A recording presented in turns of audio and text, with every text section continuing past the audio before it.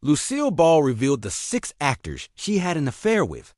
Behind the iconic red hair and unforgettable laugh lay secrets that Hollywood tried desperately to hide. Lucille Ball, America's beloved comedian, trailblazing producer, and the woman who changed television forever, carried mysteries that would shock even her most devoted fans. While millions welcomed her into their living rooms as the lovable, zany housewife Lucy Ricardo, the real woman behind the character navigated a tumultuous personal life filled with heartbreak, betrayal, and yes, secret romances that Hollywood insiders have whispered about for decades. Today, we're pulling back the curtain on one of Hollywood's most treasured icons to reveal a side of Lucy that network executives fought to keep hidden from the public. The affairs, the midnight rendezvous, and the complicated truth behind her marriage to Daisy Arnaz, it's all part of the complex tapestry that made Lucille Ball not just a comedic genius, but a woman of passion and contradictions. You think you know Lucille Ball? Think again. The star who made America laugh was living a private life that would make even the most scandalous Hollywood films seem tame by comparison. The truth about Lucy's romantic entanglements has been guarded for decades by those closest to her until now. By the time you finish this video, you'll understand why Lucille once reportedly told a close friend, "The public thinks they know my love story. They don't even know the half of it." And what you're about to learn about television's favorite redhead will change how you see every episode of I Love Lucy from now on. What makes these revelations particularly shocking is how successfully they were kept from the public during the height of Lucy's fame. Remember, this was an era when a star's personal indiscretions could end their career overnight. The studio system maintained tight control over celebrities' public images with entire departments dedicated to suppressing scandals. For these affairs to remain hidden for so long speaks to both the power of old Hollywood's publicity machine and the loyalty of those in Lucy's inner circle. You might be wondering how we could possibly know about these private matters all these years later. The answer lies in recently uncovered private correspondences, unpublished memoirs from those in Lucy's inner circle, and interviews with aging Hollywood insiders who no longer feel bound by their professional obligations to maintain these secrets. As the last generation who personally knew Lucy begins to pass away, many have chosen to share what they witnessed, believing that enough time has passed for the truth to be told without tarnishing her legacy. Stay with us as we uncover the 6 men that sources claim captured the heart of television's most iconic redhead when the cameras weren't rolling. The truth behind these relationships reveals not just Lucy's private desires, but illuminates the complex woman behind the beloved television character. Like Casey says, Fell ain't got a soul of his own, just little piece of one. Henry Fonda, the respected gentleman.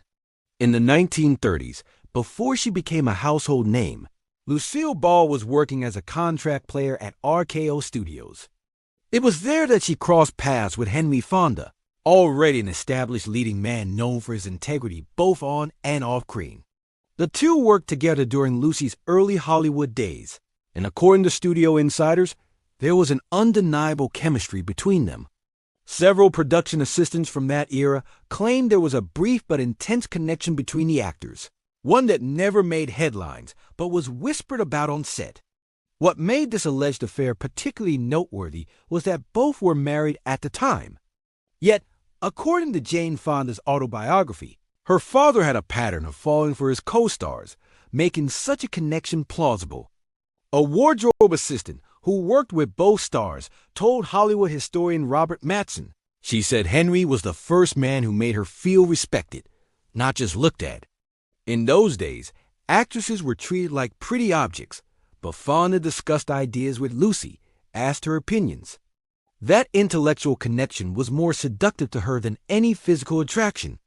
The alleged affair was brief, as both remained committed to their respective marriages at the time, but those who knew Lucy claimed she always spoke of Fonda with unusual warmth and respect throughout her life.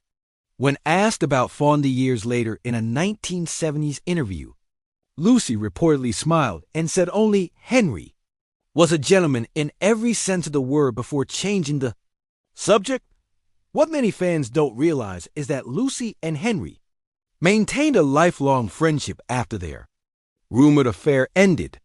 When Lucy was struggling during the early days of Dow Productions, Fonda reportedly offered both emotional support and practical advice about navigating Hollywood as a business leader rather than just a performer. A makeup artist who worked with Lucy in the 1960s claimed whenever Henry's name came up, there was this softness in her eyes.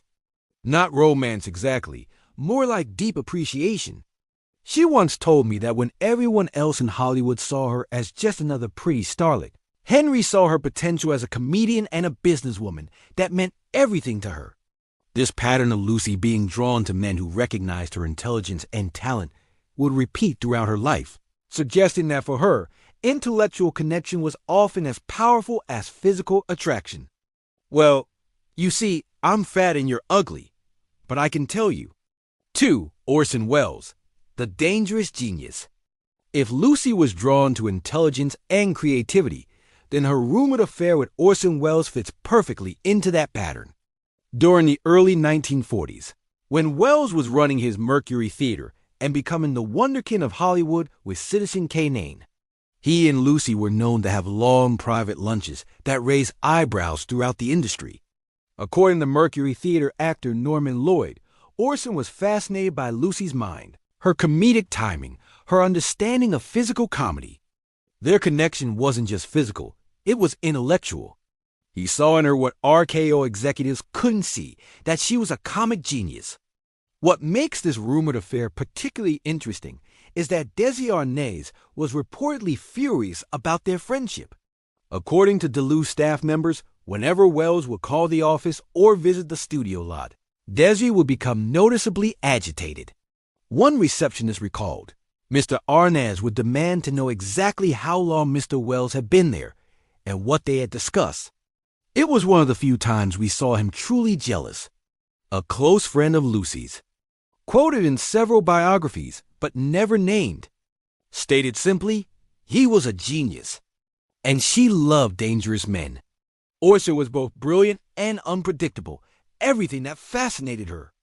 The rumored affair was never confirmed by either party. Welles, known for his candor about his romantic life in his later years, remained uncharacteristically silent about Lucy.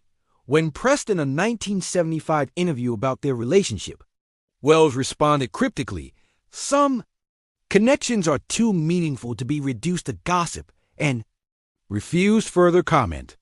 What's particularly fascinating about the Lucy-Welles connection is how it influenced her career trajectory. Following their association, Lucy began taking more control over her performances and eventually her business decisions. A script supervisor who worked with both noted after spending time with Orson, Lucy started questioning directors more, offering her own ideas about how scenes should play.